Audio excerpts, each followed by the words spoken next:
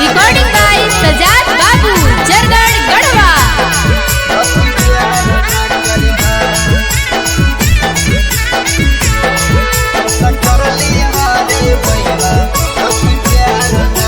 कौनो छौड़ी चलत जिंदगी नहीं बेकार करी कौनो छौड़ी चलत जिंदगी नहीं बेकार करी दारू पीली मारे भैया बाकी प्यार ना करी दारू पीली मारे भैया बाकी प्यार ना करी भीतर चल जाई मीरे छौड़ी कई जहार ना करी भीतर चल जाई मीरे छौड़ी कई जहार ना करी दारू पीली मारे भैया बाकी प्यार ना करी नशा करली हारे भैया बाकी प्यार ना करी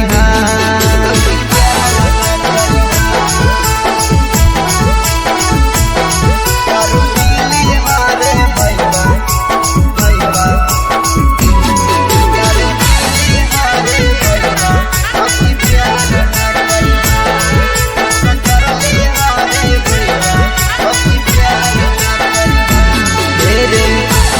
हकी प्यार पहिला तोराई बतई तो छौड़ी के खेल भैया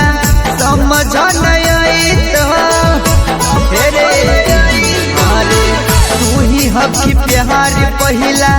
तोराई बतई तो छौड़ी के खेल भैया समझ नहीं तो मरना पसंद करी छौड़ी से नहीं नाचार ना करी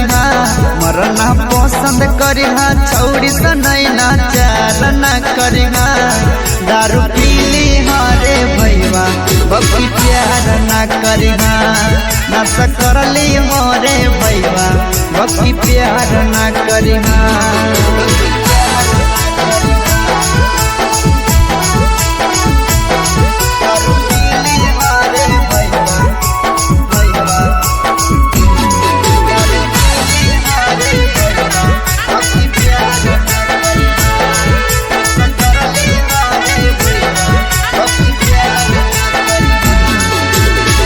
छौड़ी हो भई सभे